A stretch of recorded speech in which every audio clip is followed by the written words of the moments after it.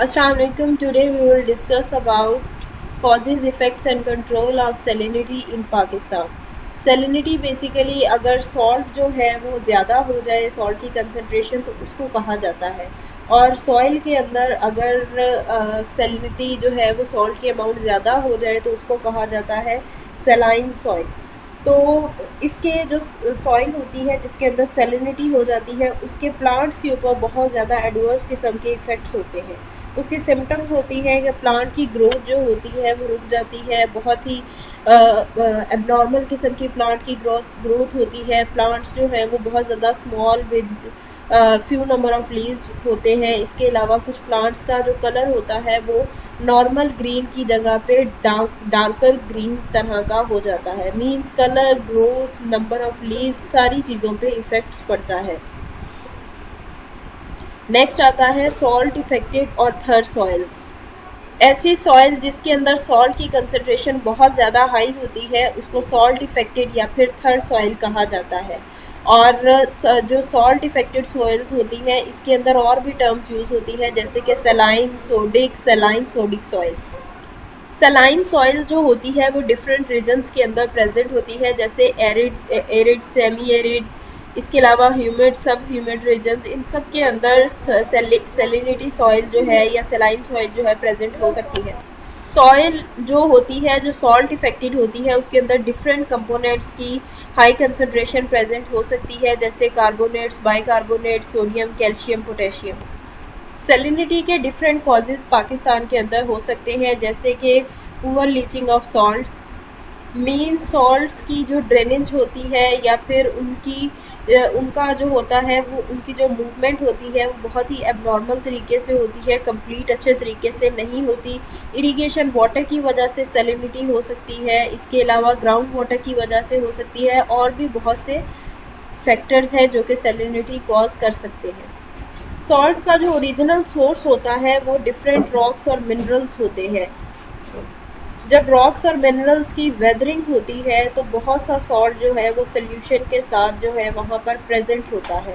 बहुत से ऐसे पार्टिकल्स होते हैं जो पानी के अंदर या इर्द गिर्द के एरिया के अंदर जमा हो जाते हैं। रेनफॉल जो होती है वो वेल इनफ नहीं होती कि सॉल्ट जो है वो प्रॉपरली क्रॉप्स वगैरह के पास से वॉश आउट हो जाए या प्रॉपरली सॉइल के ऊपर से वॉश आउट हो जाए।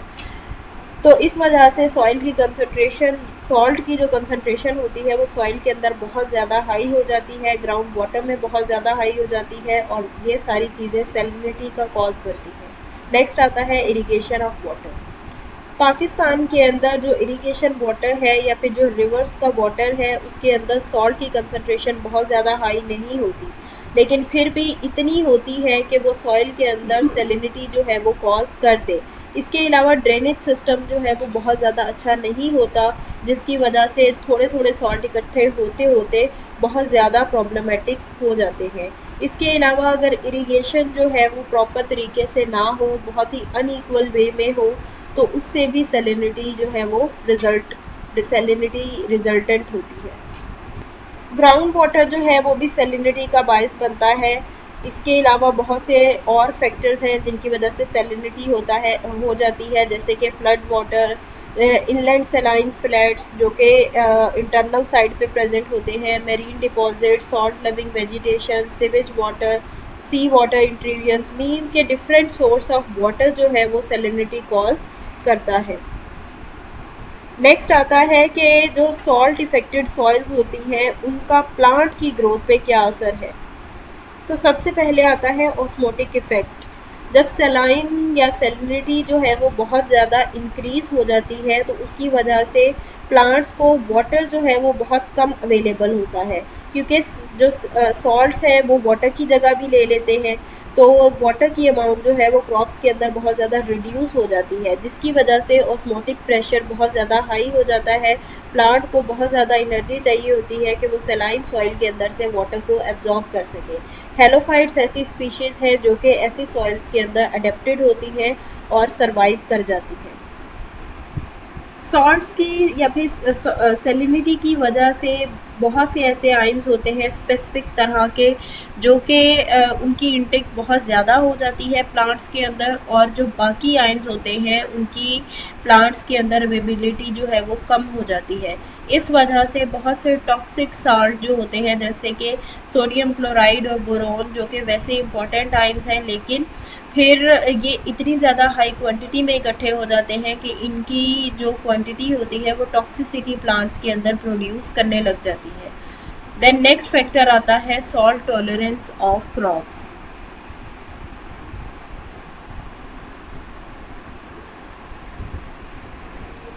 सैलिनिटी की वजह से प्लांट्स की या क्रॉप्स की जो सॉल्ट टॉलरेंस एबिलिटी होती है उस पर भी बहुत ज़्यादा इफेक्ट पड़ता है। देन नेक्स्ट आता है कंट्रोल या फिर reclamation of salt affected soil, कि किस तरह से सॉल्ट इफेक्टेड सॉइल को ठीक किया जा सकता है। तो सबसे पहला मेथड है लीचिंग। लीचिंग एक ऐसा मेथड है जिसके ज़रिए से बहुत ज़्यादा एक्सेस अमाउंट में वाटर सॉइल के अंदर अप्लाई किया जाता है, ताकि जितने भी सॉल्ट्स हैं वो वाटर की हेल्प से रूट जोन्स के अंदर से ख़त्म हो जाए। नेक्स्ट मेथड है सूटेबल क्रॉप्स को ग्रो करवाना, मीन्स के ऐसी क्रॉप्स को सलाइन सॉइल पे ग्रो करवाना जो कि वेट कंडीशन में बहुत इजीली सरवाइव कर सके, इसके अलावा जिनकी सॉल्ट टॉलरेंट एबिलिटी जो है वो बहुत ज़्यादा हो। नेक्स्ट मेथड है एडिशन ऑफ ऑर्गेनिक मैटर। अगर सॉइल के अंदर ऑर्गेनिक मैटर को ऐड किया जाए तो उससे सॉइल की परमेबिलिटी बहुत ज़्यादा इंक्रीज कर जाती है, जो गैसेस का इनटेक आउटटेक है वो बहुत ज़्यादा अच्छा हो जाता है। रेस्पिरेशन के दौरान कार्बन डाइऑक्साइड वगैरह जो है वो बहुत अच्छे से रिलीज होती है, और इसके अलावा जो लाइम वगैरह होता है वो अच्छे से डिज़ोल्व हो जाता है। तो गैसेस की परमेबिलिटी जो है वो इंक्रीज होती है, सॉइल के अंदर डिफरेंट गैसेस का एक्सचेंज होता है, तो जिस वजह से सॉल्ट की अमाउंट को कम किया जा सकता है। नेक्स्ट आता है एप्लीकेशंस ऑफ केमिकल्स।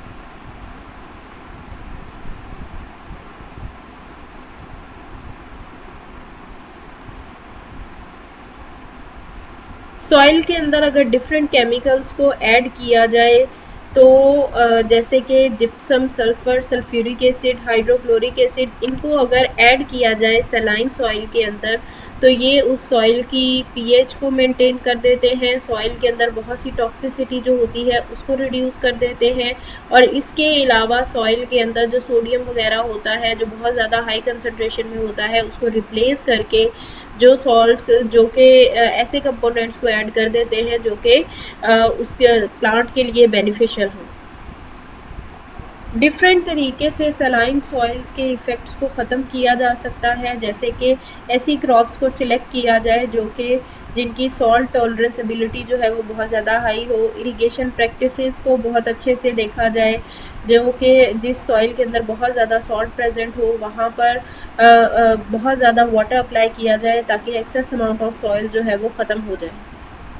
यहाँ पर एक वर्ड यूज़ किया गया है टिलेज प्रैक्टिसेस, मीन्स के जब सॉइल के अंदर क्रॉप लगानी हो तो उस टाइम पे सॉइल की जो प्रेपरेशन है वो अच्छे से की जाए, सॉइल के अंदर जो सीड्स वगैरह है वो बहुत अच्छे से लगाए जाए, और इसके अलावा सॉइल की जो फ्लोइंग वगैरह है, जैसे कि सॉइल की खुदाई की जाती है उसके अंदर केमिकल्स को डाला जाता है, तो जो सॉल्ट इफेक्टेड सॉइल है इसकी सारी प्रैक्टिसेस को बहुत ही ध्यान से देखा जाए।